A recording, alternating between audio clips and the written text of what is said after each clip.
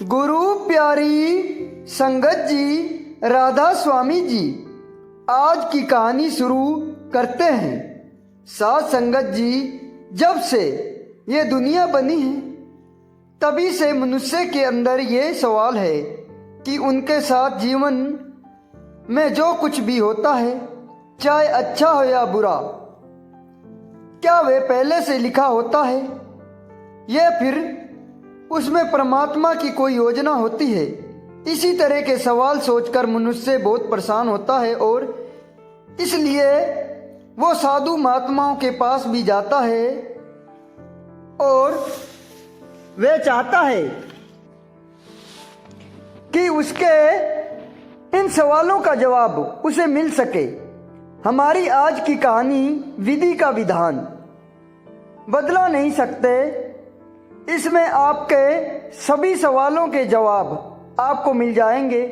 हमारी आज की कहानी विधि का विधान बहुत ही रोमांचक और दिलचस्प है। अगर आप इस कहानी का पूरा आनंद उठाना चाहते हैं तो वीडियो में अंत तक बने रहें। अब देर ना करते हुए आज की कहानी शुरू करते हैं। प्राचीन समय की बात है। प्रतापगढ़ राज्य में विजय सिंह नामक राजा रहता था। विजय सिंह की एक पुत्री भी थी जिसका नाम स्नेहलता था।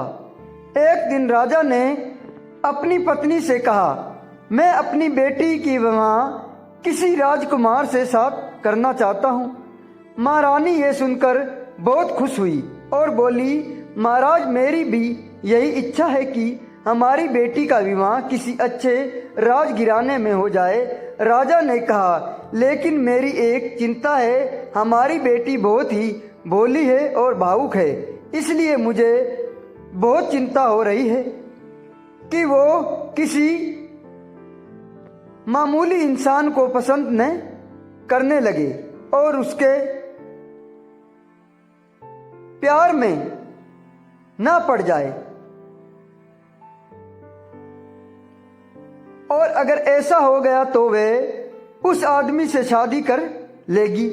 महारानी ने राजा की बात सुनकर कहा, आप बिल्कुल ठीक कह रहे हो, लेकिन क्या आपके पास कोई उपाय है क्या जिससे स्नेहलता शादी होने तक बाहरी दुनिया से दूर रहे? राजा ने कहा, हाँ महारानी जी, मेरे पास एक उपाय है।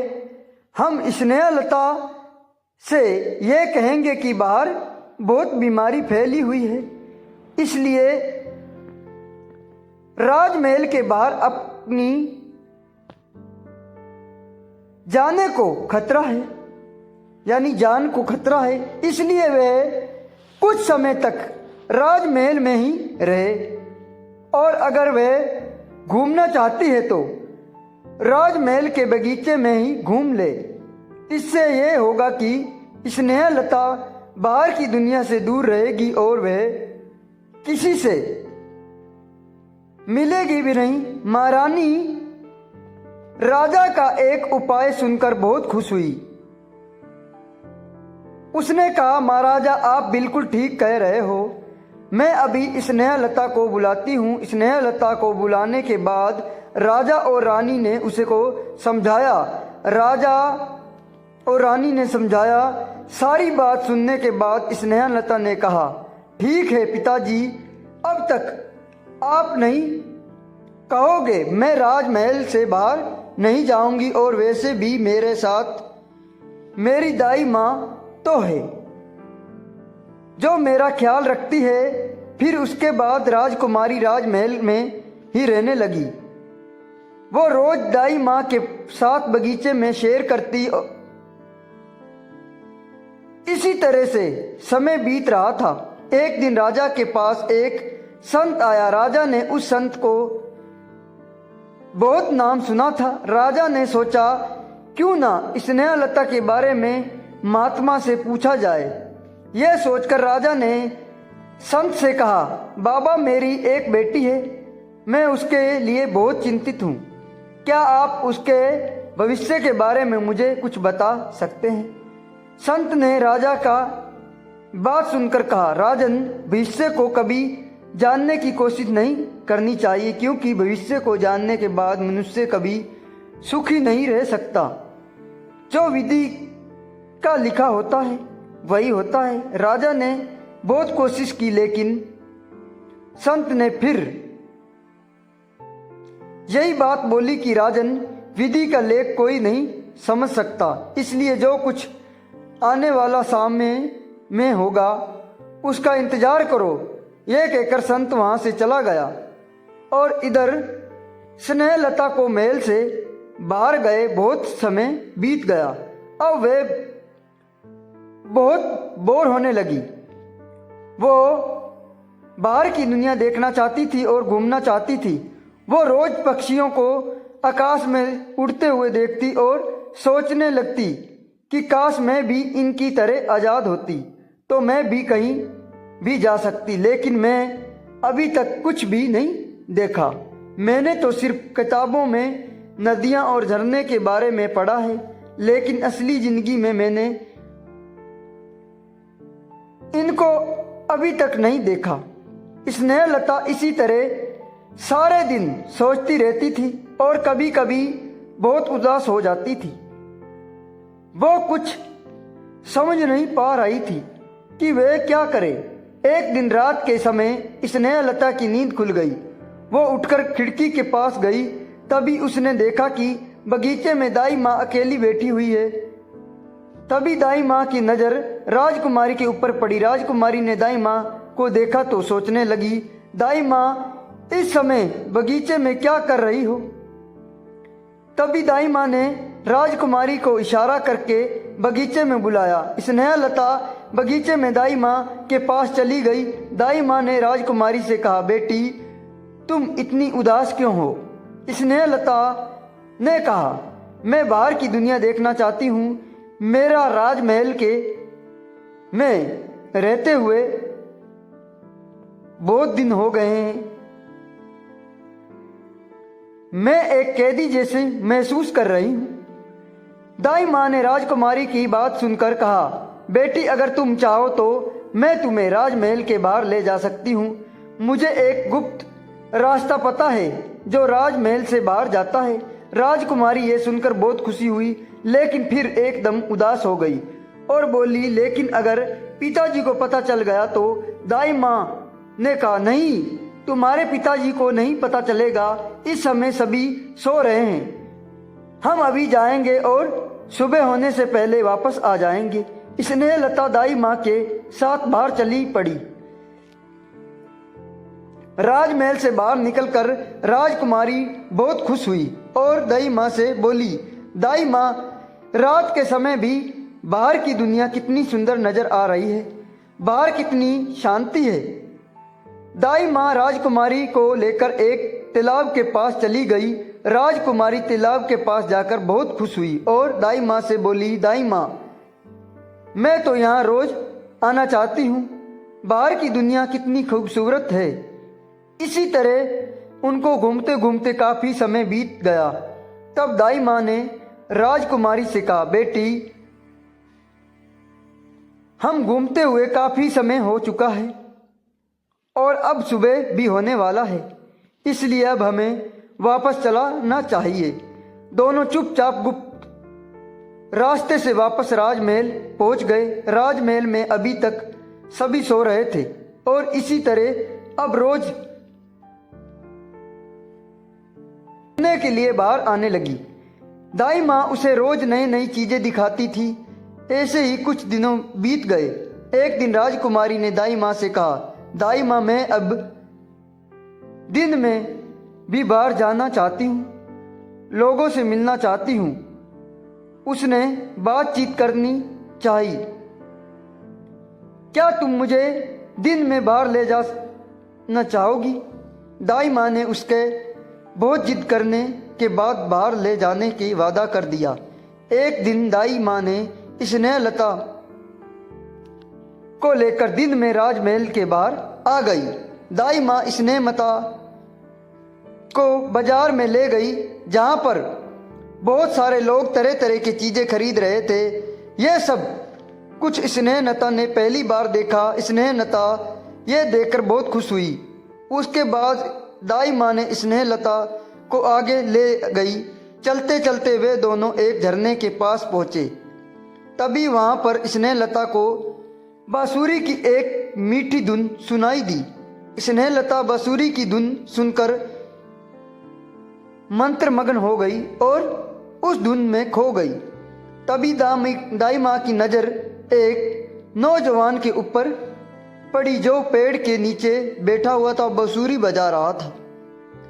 बूढ़ी माँ ने स्नेहलता को उसके बारे में बताया। जब स्नेहलता ने उस नौजवान को देखा तो दाई माँ ने को उसके पास जाने के लिए कहा, चलने के लिए कहा। वो दोनों उस युवक के पास पहुंची, लेकिन वो युवक तो बांसुरी बजाने में मस्त था। स्नेहलता उस युवक को देखकर उस पर मोहित हो गई और उसके दिल में उसके बारे में भावनाएं जगने लगी। वह सोचने लगी, कितना सुंदर है और प्यारा नौजवान है, इसकी बांसुरी की धुन में तो जादू है। काश ये नौजवान मेरी जिंदगी में आ जाए। स्नेहलता अभी ऐसा सोच ही रही थी कि तभी उस युवक की नज़र राजकुमारी के ऊपर पड़ गई। वो उठकर खड़ा हो गया और स्नेहलता से बोला, आप लोग कौन हो और यहाँ किस लिए आए हो? स्नेहलता ने कहा, मैं राजा विजय सिंह की बेटी हूँ और मेरा नाम स्नेहलता है और मेरे साथ मेरी दाई माँ है। जब युवक ने यह सुना तो उसने राजकुमारी को नमस्कार किया और पूछा, आप यहाँ पर कैसे आए हो? राजकुमारी ने कहा, हम यहाँ से गुजर रहे थे, तब मैंने तुम्हारी बांसुरी की धुन को सुना तो मुझे बहुत अच्छा लगा, इसलिए हम तुम्हारी बांसुरी सुनने के लिए यहीं पर रुक गए। उस युवक के नाम विक्रांत था। उसके बाद स्नेहलता और विक्रांत आपस में बात करने लगे। दाई माँ आराम करने लगी, पेड़ के नीचे बैठ गई।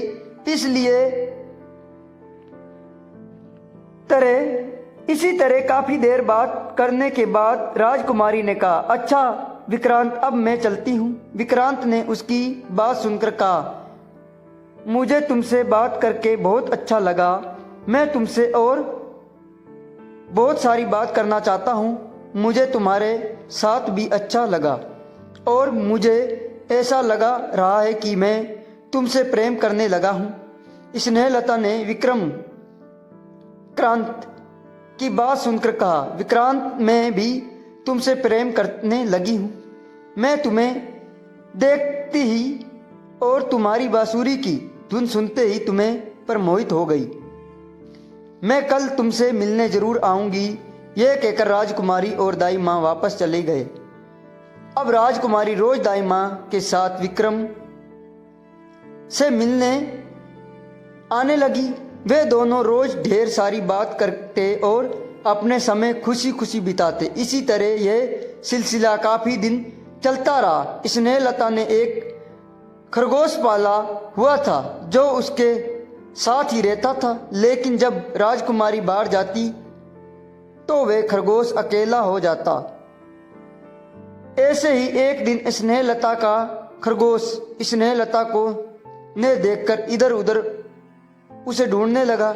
जब वो कमरे में नहीं मिली तो वह राजा के कमरे तक पहुंच गया। राजा ने जब खरगोश को देखा तो सोचने लगा कि स्नेहलता कहाँ है जो यहाँ मेरे पास आ गया है।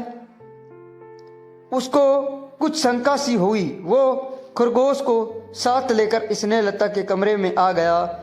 जब कमरे में स्नेहलता नजर नहीं आई तो राजा परेशान हो गया। तब उसने सैनिकों को बुलाया और उनसे पूछा, क्या तुमने स्नेहलता को बाहर जाते हुए देखा है? सैनिक ने राजा की बात सुनकर कहा, महाराज, ऐसा कैसे हो सकता है?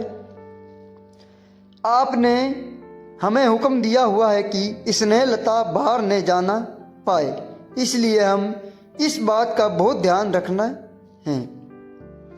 अभी वे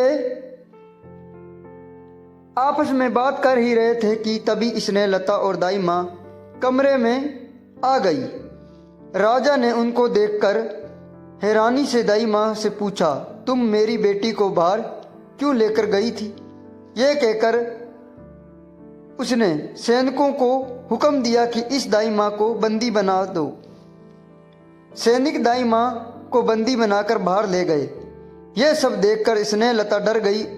उसे लगा कि पिताजी दाई माँ को सजा जरूर देगा। इसके बाद राजा ने स्नेहलता को बाहर निकाल दिया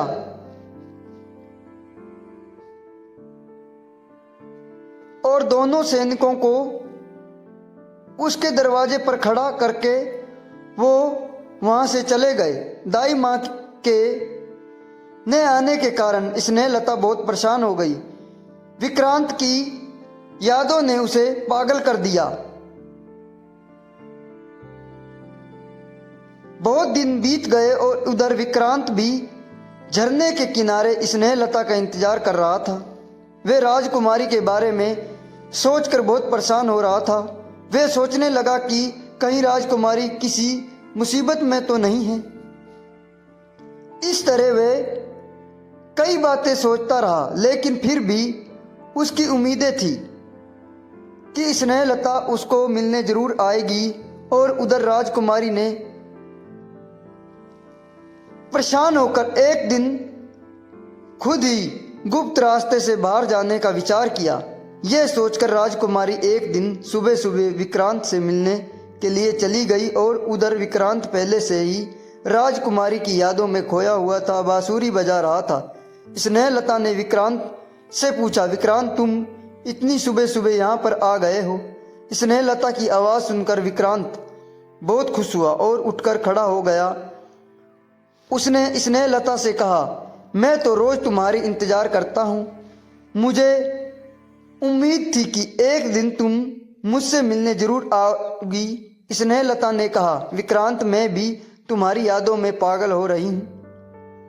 तुमसे मिलने तो आना चाहती थी, लेकिन मजबूरी वश नहीं आ पाई। लेकिन अब मैं यहाँ से अकेली नहीं जाऊंगी। हम दोनों शादी करने के बाद ही पिताजी के पास जाएंगे। स्नेहलता की बात सुनकर विक्रांत ने कहा, नहीं राजकुमारी, मैं तुम्हारे पिताजी को बताऊंगा। बिना शादी नहीं कर सकता। जब तक वे शादी के लिए हाँ ना करते तब तक हम दोनों शादी नहीं कर सकते। स्नेहलता ने कहा, तुम पिताजी की चिंता मत करो। पिताजी हमारी शादी के बाद मान जाएगा, लेकिन अगर वह फिर भी नहीं माना तो तुम्हारे साथ कहीं और चली जाऊंगी। राजकुमारी की जिद करने पर विक्रांत ने स्नेहलता से शादी कर ली और उसके बाद राजकुमारी विक्रांत को लेकर राजमहल पहुंची। राजमहल में जब उन दोनों को देखा तो हैरान होकर पूछा, बेटी ये नौजवान कौन है? स्नेहलता ने कहा, पिताजी ये मेरा पति है। मैंने अभी अभी इनसे शादी की है। यह सुनकर राजा को झटका सा लगा और वो गुस्से से बोला, तुम ऐसा कैसे कर सकती हो? कैसे मालूम आदमी के साथ शादी नहीं कर सकती? मैं इस शादी को नहीं मानता। तुम्हारी शादी एक राजकुमार के साथ ही होगी। तभी राजा ने सैनिकों को बुलाया और कहा, इस युवक को पकड़कर कारागाह में डाल दो। जब सैनिक विक्रांत को पकड़ने लगे तब वह संत आ गया जिससे राजा ने अपनी पुत्री का भविष्य पूछा था। उन्होंने राजा से कहा, राजन इस युवक को पकड़ने का कोई फायदा नहीं है, क्योंकि मैंने तुम्हें पहले ही बता दिया था कि विधि का लिखा कभी बदल नहीं सकता। वो कभी कहाँ किसी पहुंच जाए पता भी नहीं चलता।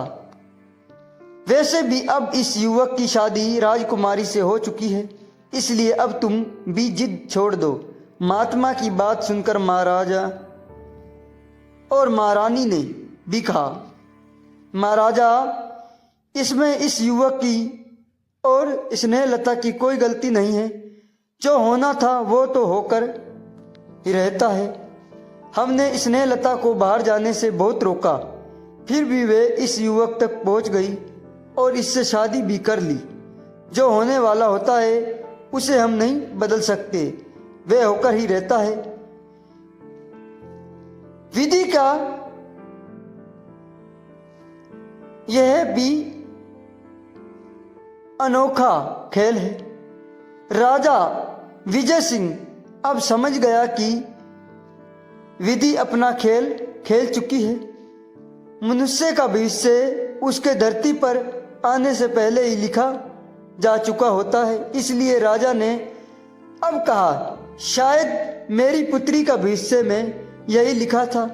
उसके बाद राजा विजय सिंह ने विक्रांत को अपना दामाद स्वीकार कर लिया और उससे अपना आधा राज्य का राजा बना दिया। साध संगत जी, आज की कहानी से हमें यह शिक्षा मिलती है कि हमारे जीवन में जो कुछ भी लिखा होता है वह सब कुछ पहले से ही निर्धारित होता है और इससे कोई भी बदल नहीं सकता। और हमारे जीवन में जो कुछ भी लिखा होता है वह सब कुछ हमारे पूर्व जन्मों के कर्मों के अनुसार ही लिखा होता है और वही हमें मिलता है। इसलिए विधि ने जो लिखा है, लिख दिया है, उसे कोई नहीं बदल सकता। इसलिए तो महापुरुषों ने भी कहा है, विधि का विधान कभी नहीं बदल सकता, चाहे कुछ भी कर लो। साध संगत जी, इस कहानी में आपको कैसी लगी कमेंट करके जरूर बताइए और वीडियो को अच्छा लगे तो लाइक और शेयर करिए। आपके प्यार और स्नेह के लिए बहुत बहुत धन्यवाद। राधा स्वामी जी।